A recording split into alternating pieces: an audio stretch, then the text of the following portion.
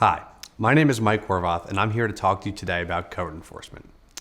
A lot of people ask, what is the code? Or why am I getting this notice of violation from the code enforcement officer? I don't even know what's going on. However, it's really quite simple. See, every municipality in Pennsylvania has its own code.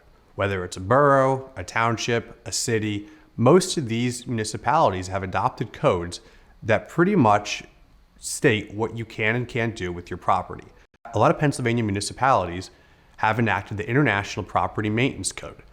For example, we represent multiple municipalities who have, by ordinance in the past couple of years, adopted the most recent 2018 International Property Maintenance Code. This is normal. From there, they can make amendments and do what they want. But the most important thing is that it states what each property owner in a municipality needs to do in order to be in compliance.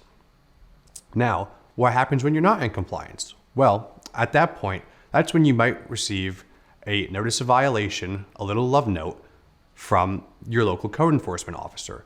Generally, these notices of violation will come with a time period for you to get your property in compliance. This may be a siding issue, it may be a parking issue, it could be anything from roofs, sprinklers, drainage, the whole 9 yards. But at the end of the day, you have to comply. And if you don't, then the code enforcement officer, along with the rest of the municipality, can fine you. And that's exactly where you don't want to be. Now, when you receive these notices of violation, don't freak out. A lot of people do, and they see what the potential fine amount can be, and they rush to conclusions right away about how the property code is against them, or that they're not doing the right thing, or that they are in compliance and the city isn't listening.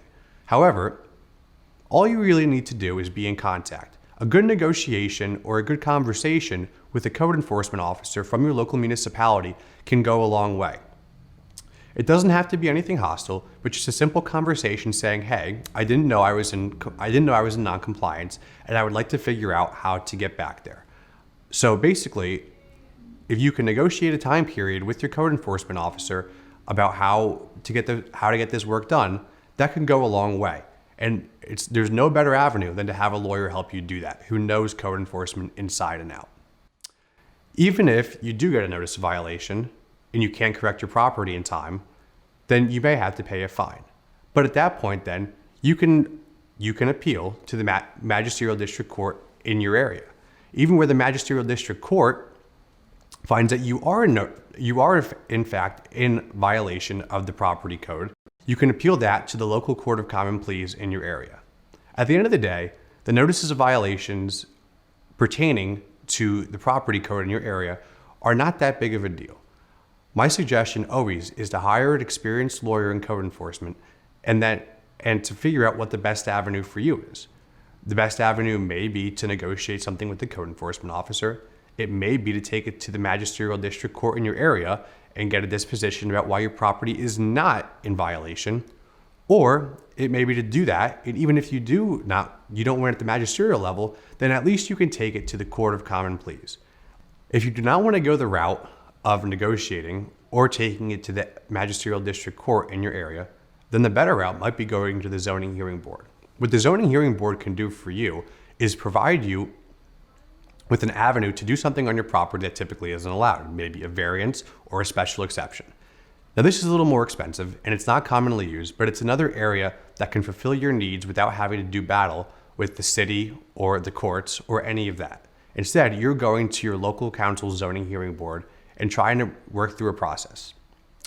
Regardless of which avenue you take, the zoning hearing board, the negotiation with the city council or the municipality's council, or going to the magisterial district judge, the best thing to do is to call a lawyer and to figure out what avenue is best for you, and to also figure out whether you are in violation and need to figure out how to get that fixed. Regardless of whether you take the zoning hearing board route or use the magisterial district court, or just want to simply negotiate with your local municipality, the best thing for you to do is to call a lawyer to figure out which is the best avenue for you.